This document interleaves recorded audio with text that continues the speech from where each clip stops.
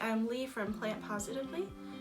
This is a first video in my kind of Grow With Me series where I learn how to garden better and more effectively. I've gardened since I was a kid with my parents, and I got more serious about it last summer, but I didn't really plan anything out seed-wise or rotational-wise or just like all that kind of stuff. So yeah, now this summer I kind of want to take it more seriously and see how much food I can get out of my tiny 4x8 balcony. So follow along and hopefully we can learn together. Alright, so I'm going to get started by mapping out my plan for my garden for this summer. I have a nice sized balcony. Even though I'm on the first floor, I guess it's technically considered a balcony since it's all fenced in.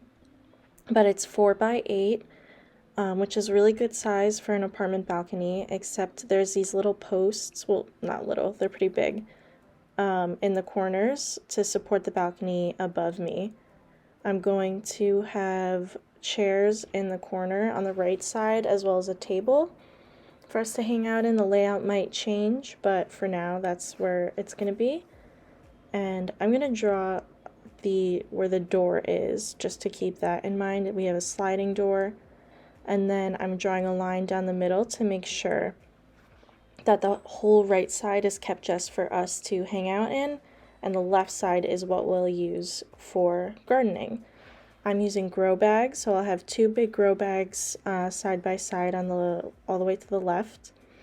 Then I have a third grow bag that I'm going to need to use that might cause problems with space, so I might have to keep it on the outside of my balcony, which is fine, so we'll just see how that fits when the time comes.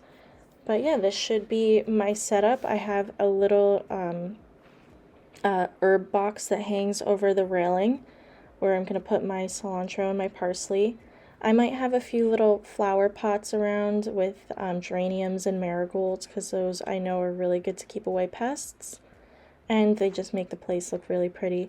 And I also plan on having a few hanging pots as well, just to liven up the place. But yeah, this should be my setup, and I will show you what that looks like when I do it, when I actually start gardening. Now I'm going to show you kind of an overview of my growing schedule. I'm in zone 7A, which is important to know what zone you're in when you're gardening. So you can see I have broccoli, onions, peppers, tomato, eggplant, and so on and so forth, all the different ones I have. And it's important to know what you want to plant, when you're going to plant them, when they need to be planted, all that kind of stuff. So writing out that information is really helpful, especially if you're someone like me who needs to see all of that information in front of you. The next thing I did was figured out when I needed to start the seeds for that plant indoors, if I am starting them from seed, or when I need to plant the seeds outside if I'm direct sowing or transplanting the seedlings, and then when they need to be harvested by. And I did that with every single crop that I'm planting. And it was really just a helpful way to plan out what to plant where in the grow bags. Next, I'm going to show you something that really helped me in visualizing what my garden was going to look like over the summer, which was what each grow bag was going to contain. So these circles obviously represent the grow bags, and I wrote what is going to go in them for each month and when that'll be harvested by. So first is broccoli and potatoes in March. Then we move on to April with the broccolis and potatoes still there, but putting the onions in with the broccoli because they grow well together. And then adding eggplant, basil, and oregano.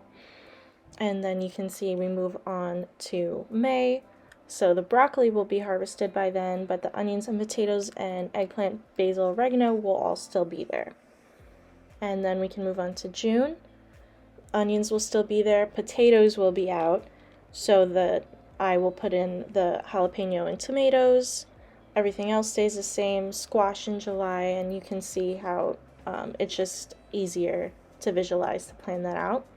Next, I want to show you guys my seeds. I'm starting these Yukon Gold potatoes. It has instructions and all information, so it's really good. Just got that from Home Depot. Then next, I have all of these things that I'm starting from seed. I keep them in plastic bags because I didn't use all of the seeds. And if anybody has any suggestions on how to store them better without using so much plastic, I would definitely love to know. But yeah, I'm just showing you guys all the different seeds that I'm using. I got a few from a few different companies, especially since I'm really just starting out. I wanted to see which kind of ones I liked the most and which ones worked best for me. So yeah, I'll let you know. Next, I want to talk about researching and putting all of this stuff together because it really took me a long time. I looked at a lot of different websites and different YouTubers to plan this stuff out, and I'll put them on the screen so you can check them out for yourself. But yeah, it was a really long process. As you can see, I took a lot of notes and went through a lot of different plans. So make sure you just do your research and try to see what works best for your space. Okay, I'm just going to show you what my seed setup looks like. I have these two lights here, and I have a seed bulb inside this IKEA lamp that I keep really close to the seeds.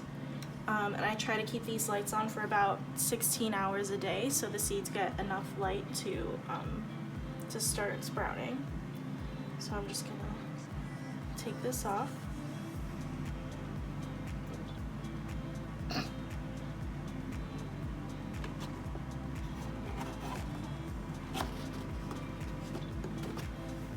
I'm gonna show you guys my seed setup. I'm still waiting on my blue spice basil over there and my parsley over here in the corner. But if you can see, we have little cilantro sprouts growing over here. I have some onion sprouts coming out and a teeny tiny little, wait, where is it? Little lavender sprout somewhere. Oh, there it is. And then I have an oregano sprout over here, some sweet basil growing in, and some broccoli, which is going to be the first thing that I plant at the end of March. And then here I have zucchini, which has gotten huge, and I'm actually going to have to take it out of the seed tray because it's pressing it up against the humidity tray. When I first started, I had no idea that I wasn't supposed to start these seeds so soon because they don't really get planted until like mid-June. So I'm gonna pot them up to a bigger pot, maybe like a 4 or 5 inch pot. Keep them in a greenhouse for a couple weeks, maybe give some away, and then plant them when it gets warmer out. And I had these popsicle sticks to label everything, but beginner's mistake, I didn't know that they would get moldy, so I picked up these like harder plastic ones, and I'm gonna use those next time. So you live and you learn. Right, so hopefully that was informative. Make sure to follow along and see me actually start to set up the garden come nicer weather. Thanks.